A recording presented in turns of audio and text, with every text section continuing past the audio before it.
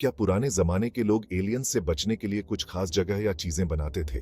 ये सवाल तब से चर्चा में है जब से एक एक्सपर्ट ने दावा किया कि स्कॉटलैंड के पत्थरों के घेरे एलियंस के हमलों से बचने के लिए बनाए गए थे। ये अजीब स्ट्रक्चर काफी रहस्यमय है और इसे स्टडी करने के बाद इस एक्सपर्ट ने ऐसा दावा किया है। ऐसा माना जाता है कि स्कारा ब्रे बस्ती और मेनलैंड ऑकनी पर एक पुराना कैयर्न, मेशो जैसी जगहें एलियंस लैंडिंग्स के जवाब में बनाई गई थी। पैरानॉर्मल के दीवाने रॉन हैलिडे, जो इस महीने Scottish UFO and paranormal conference का आयोजन करते हैं, का मानना है कि पत्थरों पर एंशिएंट पिक्टस के चित्र गहरी जानकारी प्रदान कर सकते हैं। हैलिडे ने स्कॉटिश सन को बताया कि कुछ स्कॉटिश ऑब्जेक्ट्स और साइट्स एंशिएंट एलियंस से जुड़े हो सकते हैं। कुछ पिक्टिश पत्थरों पर ऐसे चित्र हैं जिनमें लोग किसी चीज से भागते हुए दिख रहे हैं।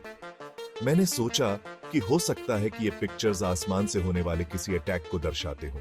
उन्होंने आगे कहा कि इस बारे में सवाल है कि क्या ऑकनी पर स्कारा ब्रे या मेशोव को न्यूक्लियर वॉर और एलियंस के साथ एंशिएंट बैटल से सुरक्षा के लिए बनाया गया था।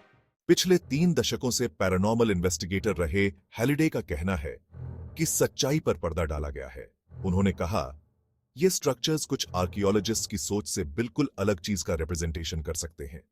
मेरे हिसाब से कुछ एंशिएंट स्ट्रक्चर्स के पीछे की कहानी कभी सही तरह से एक्सप्लेन नहीं की गई है।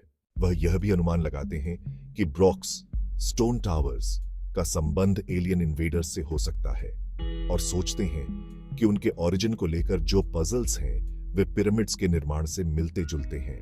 ये एलियंस का ध्यान आकर्षित करने या यह पहचानने के लिए सिग्नल्स हो सकते हैं कि हम जानते थे कि एलियंस हैं और वे हमारे पास आ चुके हैं। इसके बारे में बहुत सारे अनुमान हैं, तो ये एक और संभावित स्पष्टीकरण है। हो सकता है कि इन चीजों को सिग्निफाई करने, अट्रैक्ट करने, डिफेंड करने या प्रोटेक्ट करने के लिए बनाया गया हो।